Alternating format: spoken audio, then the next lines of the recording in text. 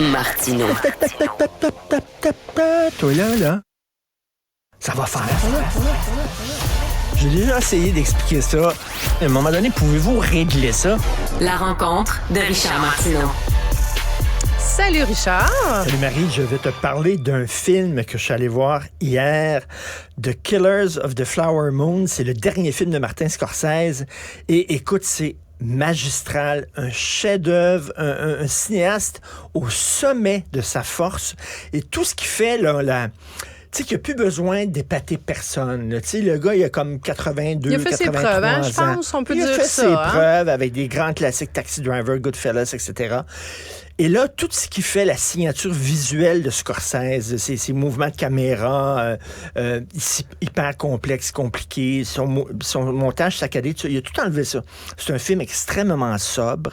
Ça dure 3h30. C'est très lent comme histoire. Les gens chuchotent tout le long. Les personnages, dans le film? Oui, ça parle très bas. Mais j'ai trouvé, écoute, pour moi, là, c'est un des plus grands films américains que j'ai vu depuis Le Parrain. C'est extraordinaire. Donc, l'histoire, c'est que tu te demandes comment ça se fait. C'est inspiré d'un livre d'un auteur américain. Et c'est pas un roman, là, c'est un non-fiction. Il raconte, c'est un essai qui raconte ce qui s'est passé dans les années 20 sur une réserve amérindienne aux États-Unis, les Osages. Okay? C'est une nation, une des premières nations. Et tu sais, quand on pense, ça part d'un fait historique. D'un fait historique dans les années 20. Et quand on pense aux Autochtones, c'est toujours des gens qui tirent le diable par la queue, qui sont exploités, etc. Ces gens-là, cette communauté-là, étaient les gens les plus riches au monde, au prorata, parce qu'il y avait du pétrole sur leurs réserves et ils étaient très, très riches. C'était les sheiks de l'époque. C'était comme l'Arabie saoudite de l'époque. C'était sur une réserve autochtone aux États-Unis. Et tu vois des vraies images au début du film où ces gens-là avaient des chauffeurs, avaient des serviteurs à la maison, il y avait des bijoux. Ils étaient très, très riches, de la haute bourgeoisie autochtone. Et ça choquait certains Américains. Et les Américains ont décidé de les assassiner. Les uns après les autres parce que ils étaient jaloux de leur fortune. Et c'est une histoire vraie. Et c'est avec Robert De Niro et Leonardo DiCaprio. Et c'est à tomber sur le cul. Premièrement, cette période historique-là, elle est incroyable.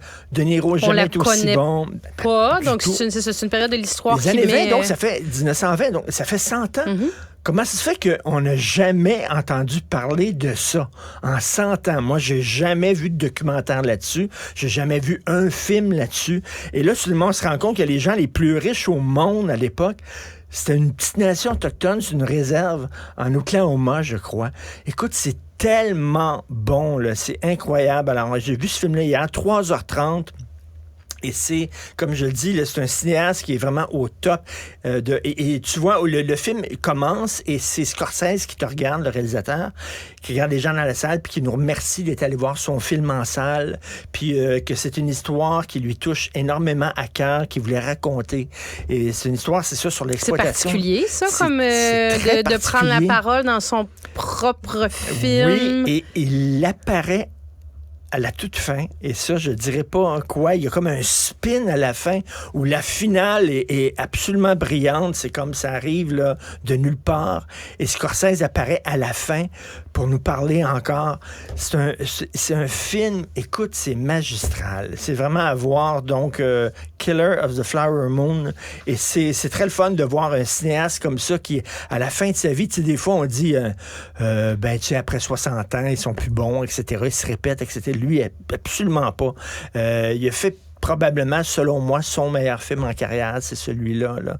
Donc, j'ai très hâte de voir son prochain film. Il a acheté les droits du nouveau livre du même auteur que fait Killers of Flower Moon, qui est l'histoire vraie d'une mutinerie qui a très mal tourné dans les années au 18e siècle. Donc, une histoire d'aventure navale sur une île déserte et tout ça. Donc, Scorsese, qui a quoi, 82, 83 ans et qui n'a jamais été aussi bon.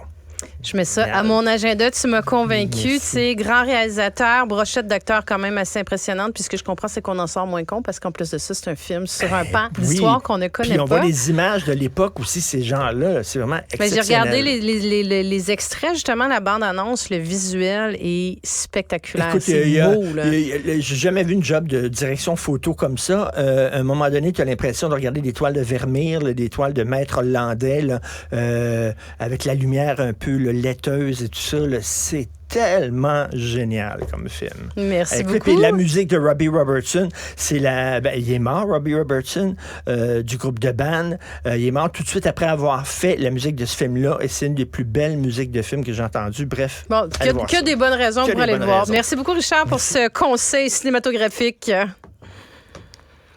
Alors, je vous remercie d'avoir été à l'écoute. C'est la fin de cet épisode et je vous dis à demain.